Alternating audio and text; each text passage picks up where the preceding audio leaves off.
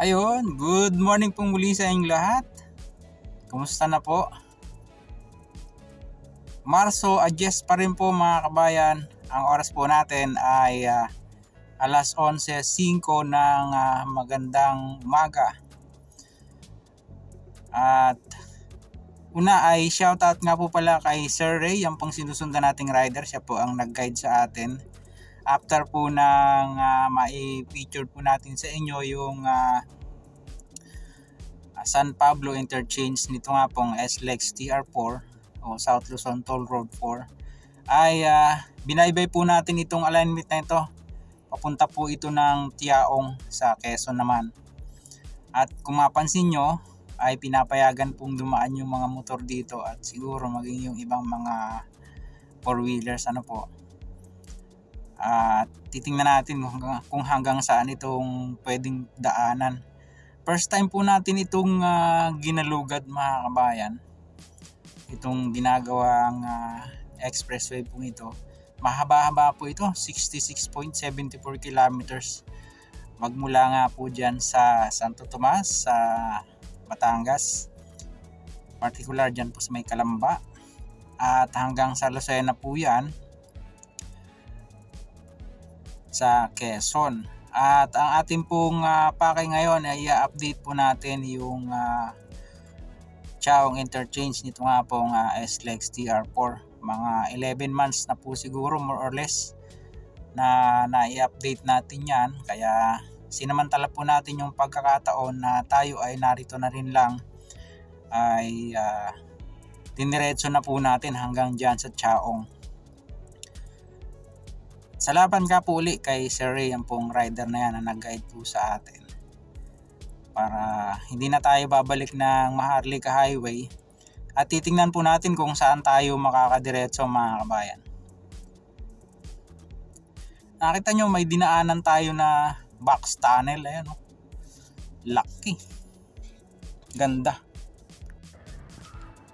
Ayun, pagsunod natin kay Sir Ray kanina, yung rider na ating sinundan dito tayo nakapadpad mga kabayan. Kadugsong pa daw po ito ng Alaminos San Pablo Bypass Road.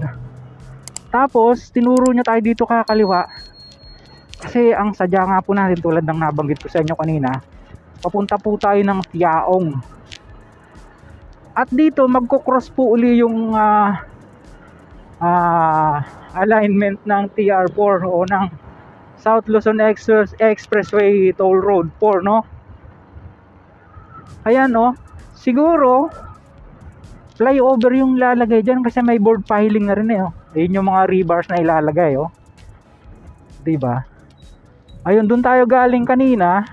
Tapos ito po yung alignment papunta ng Tiaong po yan.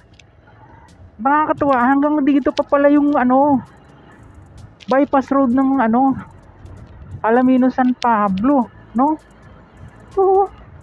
Magkamukha siya mahaba po pala yan Anyway, nasa San Pablo pa po tayo mga kabayan. At kaya gaya nga po ng paulit-ulit ko nung sinasabi kanina pa, kulit no? Pupunta po tayo ng Tiaong sa Quezon.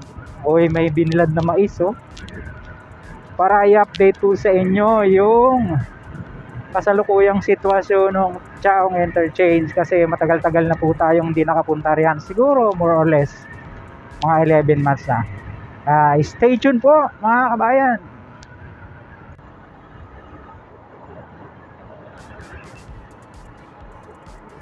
Ayun, magandang umaga pong muli sa inyong lahat. Medyo kumulimlim na.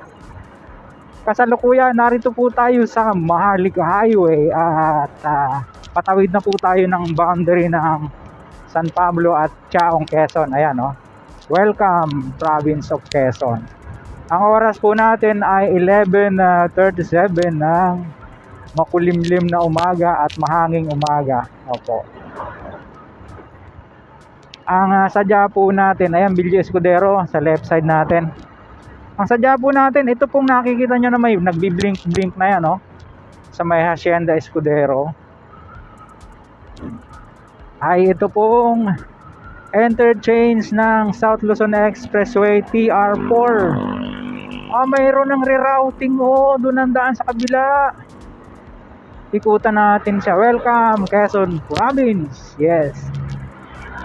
Ito po ang pinakaunang bayan na sasapitin nyo sa lalawigan ng Quezon kapag kayo ay galing ng Maynila, kung kayo po ay magmamaharlika highway. Yan na, nire-route na, no? Ikutan natin siya mamaya. Doon tayo galing kanina. Nakakatuwa, natuklasan natin may kadugsong pa pala yung bypass road ng ano, diba? Yun o, doon o. Yung bypass road ng Alaminos, may kadugsong pa pala siya, mga kabayan.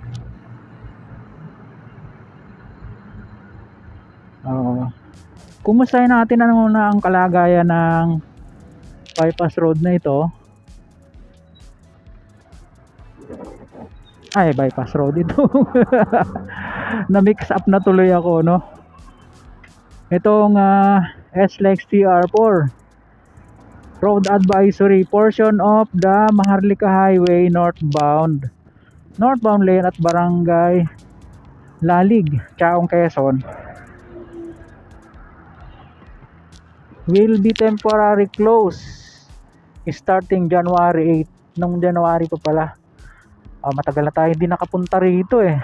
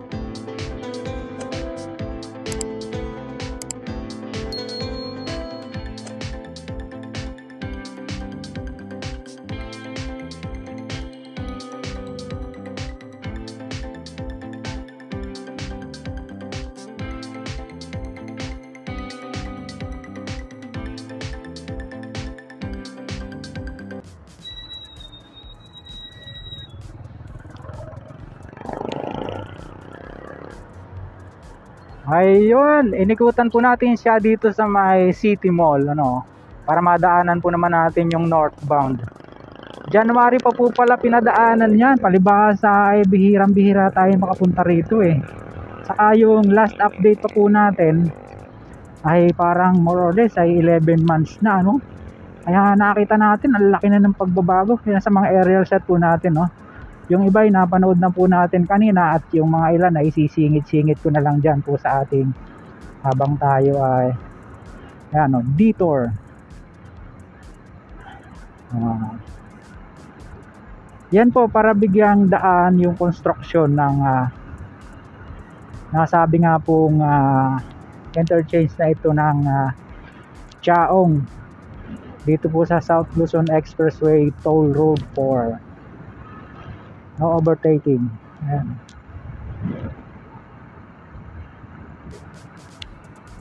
So, yun. Hanggang dito na lang po muna.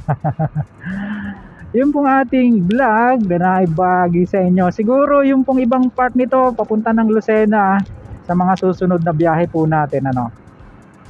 Hanggang dito na lang. Maraming salamat sa inyo pong pagtsatsaga at pagsubaybay sa ating vlog. Ito pong muli si Kabayang Alex. Sa mga ngayon lang napagawi sa ating munting channel. Sana po huwag niyong kalimutang mag-like at mag-subscribe. Pakipindot po ang notification bell para lagi po kayong updated anytime na mag-upload po tayo ng video. Ito pong muli si Kabayang Alex. Lagi nagpapaalala. Mag-ingat po tayo. Lagi tayong manalangin. Pagpasalamat sa Diyos. See you po in my next vlog. God willing. Bye bye.